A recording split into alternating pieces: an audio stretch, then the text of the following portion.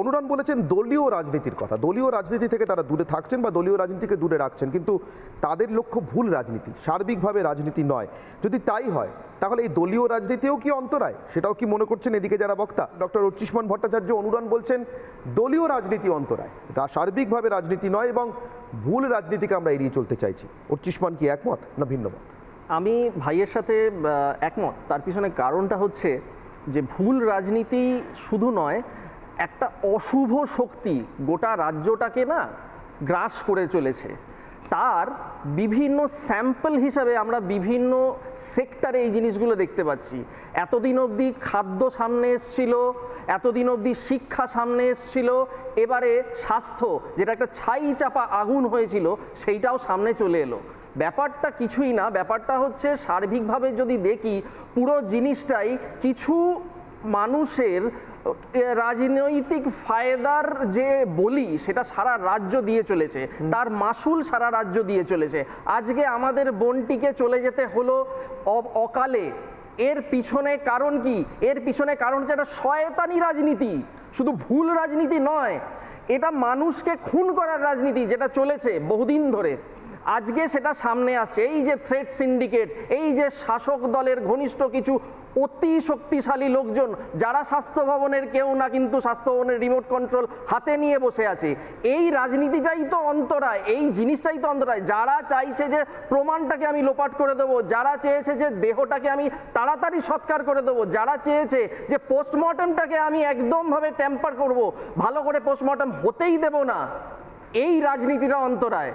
কিন্তু উল্টো দিকে যে রাজনীতিটা হচ্ছে, যে রাজনীতিটা দলীয় রাজনীতি শুধু নয়, সাধারণ মানুষ যেটা চাইছে যে আমরা একটা ধর্ষণ মুক্ত সমাজ চাই, ধর্ষকদের যারা সাপোর্ট করছে, ধর্ষকদের যারা জন্ম দিচ্ছে তাদের শাস্তি চাই, এই রাজনীতি তো কাম্য, এটা তো হওয়া উচিত। গোড়া থেকে নির্মূল হোক, গোড়া থেকে নির্মূল হোক এই ধর্ষক মানসিকতা, গোড়া থেকে নির্মূল হোক এই সিন্ডিকেট, থ্রেড সিন্ডিকেট, গোড়া থেকে নির্মূল হোক স্বাস্থ্য ভবন এবং কাউন্সিলের যেসব লোকজন শাসক ঘনিষ্ঠ, তারা পুরো সিস্টেমটাকে একদম খেয়ে ফেলতে চাইছে গোড়া থেকে, সেই রাজনীতিটা বন্ধ হোক। ঠিকই তো বলেছে আমার ভাই যে মুখ্যমন্ত্রীও বলছে, অনির্বাণদা তুমিও বললে যে মুখ্যমন্ত্রীও বলছে আমিও জাস্টিস চাই। মুখে বলা আর কাজে করার মধ্যে ইন্টেন্ট বিস্তর তফাৎ। ধর্ষকদের যারা আড়াল করতে চায়, ধর্ষক মানসিকতা যারা চায় যে প্রিভেল করুক, সেই রাজনীতি নিপাত যাক, সেই রাজনীতিটাই অন্তরায়। কিন্তু যে রাজনীতি চাইছে যে ধর্ষকদের শাস্তি হোক, সেটা কাম্য। আমি অনুভবের কাছে আসবো, কিন্তু অনুভব একটা প্রশ্ন জুড়ে দিয়ে আসছি। এই যে ভুল রাজনীতির কথা হচ্ছে, প্রশাসন বা প্রাতিষ্ঠানিক খুনের কথা হচ্ছে, প্রশাসনিক মদতের কথা হচ্ছে, এই কথাগুলো সত্যি শুনতে কোনো অসুবিধা হচ্ছে না, বা এগুলোর সঙ্গে বিরোধিতা করবেন, এর উল্টো দিকে যাবেন এমন মানুষ বোধহয় পশ্চিমবঙ্গে নেই এখন। আচ্ছা, যেদিনকে হেমার্কেটে গুলি চললো, সেদিনকে যারা গুলি চালালো তাদেরকে যদি আমি নিতান্তই পুলিশ অথবা সরকারের আজ্ঞাবহ পুলিশ অথবা গুলি চালানো একটি সরকারের একটি কার্যক্রম বলে দেখতাম, তাহলে কি আজও পৃথিবীতে শ্রমিকদের 8 ঘন্টা কাজ করার শ্রম দিবসের অধিকারটা স্বীকৃত হতো? হতো না নিশ্চয়। ওটাকে ছড়িয়ে অনেক বড় করা হয়েছিল, বড় করার প্রয়োজন ছিল বলে হয়েছে। ঠিক সেভাবেই বলছি, অভয়ার বিচারের দাবিকে ছোট না করেই বলছি, এই গোল গোল করে সরকার, প্রতিষ্ঠান, তার পিছনে কোন দল, এগুলো না বলে সরাসরি কোন রাজনীতি চাইছি না, কোন দলকে চাইছি না, কোন দল মদত দিচ্ছে এবং তার বিরুদ্ধে সব দল এক জায়গায় হলো আপত্তি নেই, এটা বলতে সমস্যাটা কোথায়? এটাকে কেন অন্তরায় মনে হচ্ছে? প্রথম কথা, রাজনীতি বলতে আমরা মোটা ভাষায় যেটা এখনকার দিনের মানুষরা বুঝতে পারেন তা হলো দলীয় রাজনীতি।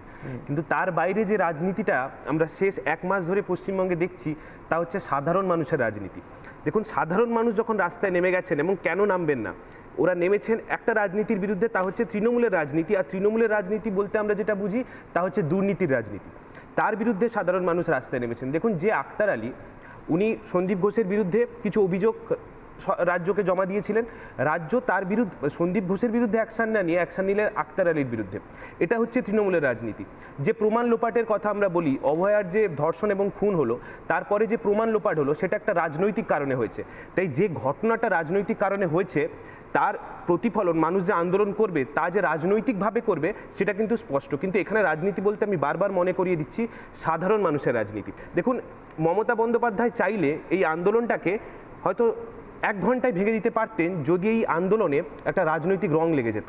সেই কাজটা উনি করতে পারছেন না। মমতা বন্দ্যোপাধ্যায় যে জিনিসটা চাইছেন এতদিন ধরে, যে এই আন্দোলনকে আমি যদি রাজনৈতিক একটা রং লাগাতে পারি, তার জন্য অনেক রকম চেষ্টা করা হচ্ছে। কুণাল বাবুরা কলতান দাশগুপ্তের একটা ভয়েস নিয়ে আনলেন, ওখানে একটা পার্টির রং লাগানোর চেষ্টা করলেন, কিন্তু আমরা কুর্নিশ জানাই ডাক্তারদের, তারা কোনোভাবে এতে কিন্তু রাজনৈতিক রং এখনো অবধি লাগাতে দেন না। যে দলে, আমি আবার বলছি কারোকে ছোট না করে, যে দলের 77 জন এমএলএ আছেন এবং আরও একটি দল পশ্চিমবঙ্গের সিপিএম, তারা শূন্য, তাদেরকে আমি ধর্তব্যের মধ্যেই আনছি না, সেই 77 জন এমএলএ এই লাস্ট কয়েক বছরে কোন অ্যাকশনটা মমতা বন্দ্যোপাধ্যায়ের বিরুদ্ধে নিতে পেরেছেন? পারেননি। কিন্তু এই ডাক্তাররা যারা আন্দোলনে বসে আছেন, তারা 7 দিনে এমন কিছু করে দেখিয়ে দিয়েছেন যেটা কোনো রাজনৈতিক দলরাও করে ভাবার কথা, মানে মাথাতেও আসবে না। দেখুন, এই যে সাধারণ মানুষের আন্দোলনের কথা বলছি, ওরা রাস্তায় নেমেছে। দেখুন, লিঙ্গ বৈষম্য যে মমতা বন্দ্যোপাধ্যায় শুরু করলেন, যে 12 ঘন্টা ডিউটি করতে পারবে, মানে মেয়েরা 12 ঘন্টা ডিউটি করুক, বাকি সময়টা ওরা বাড়িতে থাকুক। আমি সেইখানে প্রশ্ন করতে চাই মমতা বন্দ্যোপাধ্যায়কে, আমি একটা মজার ছড়েই বলছি যে মমতা বন্দ্যোপাধ্যায় নিজেও তো একজন মহিলা মুখ্যমন্ত্রী, তাহলে উনি 12 ঘন্টা ডিউটি করে বাকি 12 ঘন্টা পদত্যাগ করে দিক এবং সেই জায়গায় ওভারটাইম করে দিক কুণাল ঘোষের মতো মানুষরা কিংবা সন্দীপ ঘোষের মতো মানুষরা, ওরা পার্ট টাইম মুখ্যমন্ত্রী হয়ে যাক। এই ব্যাপারে এই যে মেয়েরা যাতে রাস্তায়, মানে মেয়েরা যাতে কাজে ফিরতে না পারে, এই যে লিঙ্গ বৈষম্য একটা সরকার তৈরি করছে, তার বিরুদ্ধে মেয়েরা রাস্তায় নেমেছে, তার বিরুদ্ধে প্রান্তিক মানুষরা রাস্তায় নেমেছে। এবং এই আন্দোলনকে মমতা বন্দ্যোপাধ্যায় ভয় পাচ্ছেন বলেই আজকে মমতা বন্দ্যোপাধ্যায়কে নবান্ন থেকে রাস্তায় নেমে এসে স্বাস্থ্য ভবনে আসতে হয়েছে, ছাত্রদের সাথে কথা বলতে হচ্ছে, জুনিয়র ডাক্তারের সাথে কথা বলতে হচ্ছে। সাধারণ মানুষ যে ভয় পাচ্ছে না, এই ভয়টাই মমতা বন্দ্যোপাধ্যায়ের ভিতরে খেয়ে বেড়াচ্ছে।